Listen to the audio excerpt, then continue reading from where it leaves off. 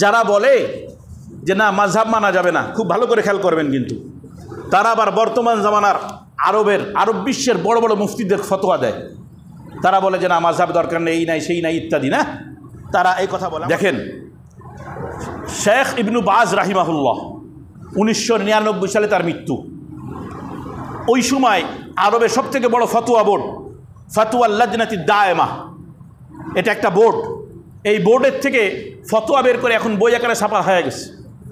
সেখানে আমাদের সলফি ভাইয়েরা বলে কোরআন সুন্নাহ আছে, মাযহাব মানা লাগবে না। আর এই ইবনুল বাজ রাহিমাহুল্লাহ উনি কি বলেন?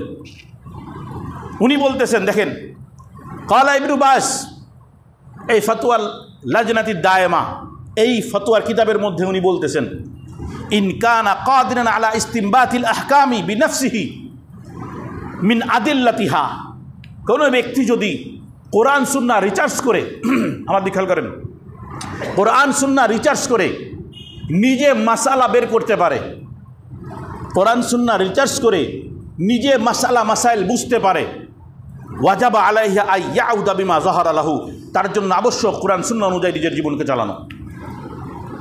সুতরাং মাযহাব মানা লাগবে না। এখনও কথা শেষ হয়নি কিন্তু।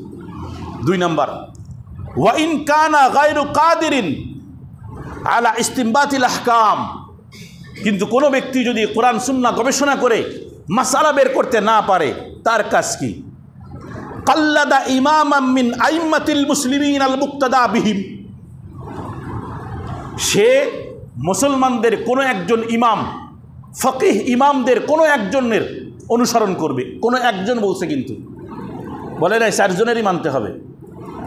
একজনের কথা কেন বলছে আমি একটু পরে এটা বুঝাবো, যে একজনের কথা কেন বলল। সবাই বলে যে মাযহাব যদি মানতে হয় একটা মানতে হবে, 4 মাযহাব একসাথে মানবো, তা হবে না। কেন বলে এটা একটু সংক্ষিপ্ত করে বোঝাবো। যার কথা দিয়ে তারা দলিল দেয় সেই বলতেছে যে এখন বলেন তো, আপনাদের সাধারণ মানুষ যারা আছেন, যাদের আরবি সম্পর্কে জ্ঞান নাই, আরবি ভাষা লুগাত সম্পর্কে জ্ঞান নাই, তারা কোরআন থেকে কোনো মাসালা বের করতে পারবেন? হাদিস থেকে কোনো মাসালা বের করতে পারবেন? তো উনি তো বলে দিল যে যে ব্যক্তির এই ক্ষমতা নাই, কাল্লাদা ইমামাম মিনাল আইম্মাতিল মুসলিমিন, মুসলমানদের ইমামদের কোন একজন অনুসরণ করা লাগবে। Please subscribe now if Hassan